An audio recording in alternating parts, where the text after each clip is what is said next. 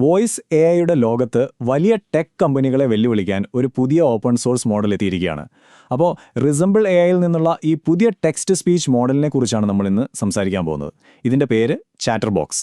നിങ്ങളൊരു ഡെവലപ്പറാണെങ്കിൽ അല്ലെങ്കിൽ വോയിസ് എഐയിൽ താൽപ്പര്യമുള്ള ആളാണെങ്കിൽ ഈ ചോദ്യം നിങ്ങൾക്ക് നന്നായി മനസ്സിലാകും, അല്ലേ? ഒരു വോയിസ് ഏജന്റിന്റെ ചെറിയൊരു പ്രോട്ടോടൈപ്പ് ഉണ്ടാക്കാൻ പോലും ചിലപ്പോൾ നല്ലൊരു തുക കൊടുക്കേണ്ടി വന്നിട്ടുണ്ടാകും. വെറുതെ ഒരു ഐഡിയ ടെസ്റ്റ് ചെയ്യാൻ ഇത്രയും പണം മുടക്കുന്നത് ഒരു വലിയ പ്രശ്നം തന്നെയാണ്. വോയിസ് എഐ ശരിക്കും പവർഫുള്ളാണ്, അതിലൊരു സംശയമില്ല. പക്ഷേ അതിന് ചില പ്രശ്നങ്ങളുണ്ട്. നിലവിലുള്ള ക്ലൗഡ് TTS സർവീസുകൾ പലപ്പോഴും മെല്ലെയാണ്. പിന്നെ ഉപയോഗിക്കുന്നതിനനുസരിച്ച് കാശ് കൂടിക്കൊണ്ടേയിരിക്കും. ഏറ്റവും വലിയ പ്രശ്നം എന്താണെന്ന് വെച്ചാൽ നമ്മൾ ഒരൊറ്റ കമ്പനിയുടെ സിസ്റ്റത്തിൽ അങ്ങ് കുടുങ്ങിപ്പോകും. ഇതിനെയാണ് വെണ്ടർ ലോക്കിൻ എന്ന് പറയുന്നത്. അപ്പോൾ ഈ പറഞ്ഞ പ്രശ്നങ്ങൾക്കെല്ലാമുള്ള ഒരു ഉത്തരമായിട്ടാണ് ചാറ്റർബോക്സ് വരുന്നത്.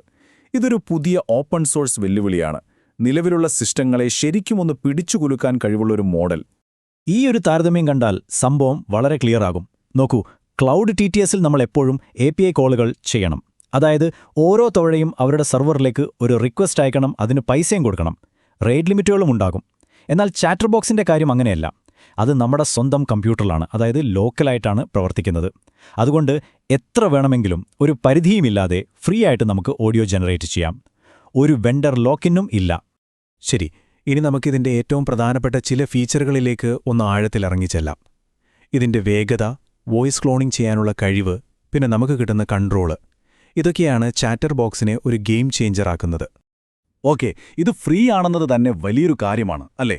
പക്ഷേ സത്യം പറഞ്ഞാൽ അതല്ല ഇതിലെ ഏറ്റവും ഇൻട്രസ്റ്റിംഗ് ആയ കാര്യം. അതിനേക്കാളൊക്കെ ആകർഷകമായ മറ്റൊരു പ്രത്യേകത കൂടിയുണ്ട്. അതാണ് ഇതിന്റെ വേഗത. ശരിക്കും പറഞ്ഞാൽ അതിവേഗത. ഒരു റിയൽ ടൈം ആപ്ലിക്കേഷനിൽ സ്പീഡ് എത്രത്തോളം പ്രധാനമാണെന്ന് നമുക്കറിയാമല്ലോ. ഒരു വോയിസ് അസിസ്റ്റന്റ് മറുപടി തരാൻ താമസിച്ചാൽ പിന്നെ എന്ത് രസം, അല്ലേ?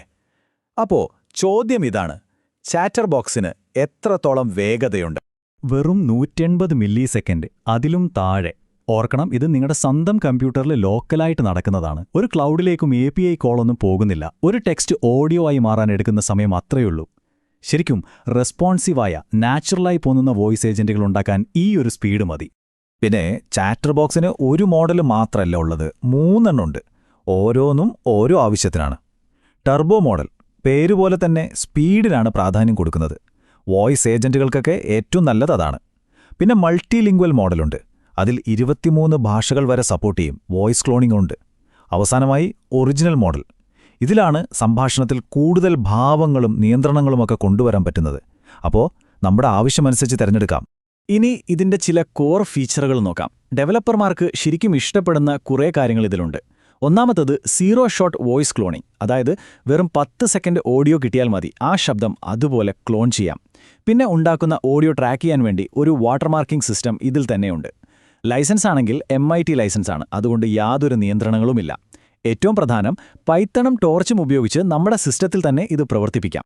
ഇനി സംസാരം കൂടുതൽ സ്വാഭാവികമാക്കാൻ ഇതിലെ എക്സ്പ്രസീവ് ടോക്കണുകൾ എന്ന് പറയുന്നൊരു സംഗതിയുണ്ട്. അതായത് വെറുതെ വാക്കുകൾ വായിച്ചു പോകുന്നതിന് പകരം സംഭാഷണത്തിൽ ഭാവങ്ങൾ കൊണ്ടുവരാൻ പറ്റും. ചിരി, നെടുവീർപ്പ്, ചെറിയ പോസുകൾ, ഇതൊക്കെ ചേർത്ത് സംഭാഷണം കുറച്ചുകൂടി റിയൽ ആക്കാം. ഈ ഉദാഹരണം നോക്കിയേ. ഓ, അത് വളരെ നന്നായി. ക്ഷമിക്കണം, അതൊരു തമാശയായിരുന്നു. ഇവിടെ ആ ലാഫ് എന്ന് ബ്രാക്കറ്റിൽ കൊടുത്താൽ മതി. ഓഡിയോ ഉണ്ടാക്കുമ്പോൾ അവിടെ ഒരു ചിരി വരും. ഇതുപോലെ പല ഭാവങ്ങളും നമുക്ക് കൊടുക്കാൻ പറ്റും. ഇത് സംസാരത്തിന് ഒരു പ്രത്യേക ജീവൻ തന്നെ കൊടുക്കും. ശരി, ഇത്രയൊക്കെ നല്ല കാര്യങ്ങൾ പറഞ്ഞ സ്ഥിതിക്ക് ഇതിന്റെ ചില പോരായ്മകളെക്കുറിച്ചും നമ്മൾ സംസാരിക്കണം. ഒരു ടൂൾ ഉപയോഗിക്കുന്നതിന് മുൻപ് അതിന്റെ നല്ലതും ചീത്തയും അറിയണമല്ലോ. അപ്പോൾ അങ്ങനെയുള്ള ചില കാര്യങ്ങൾ നോക്കാം.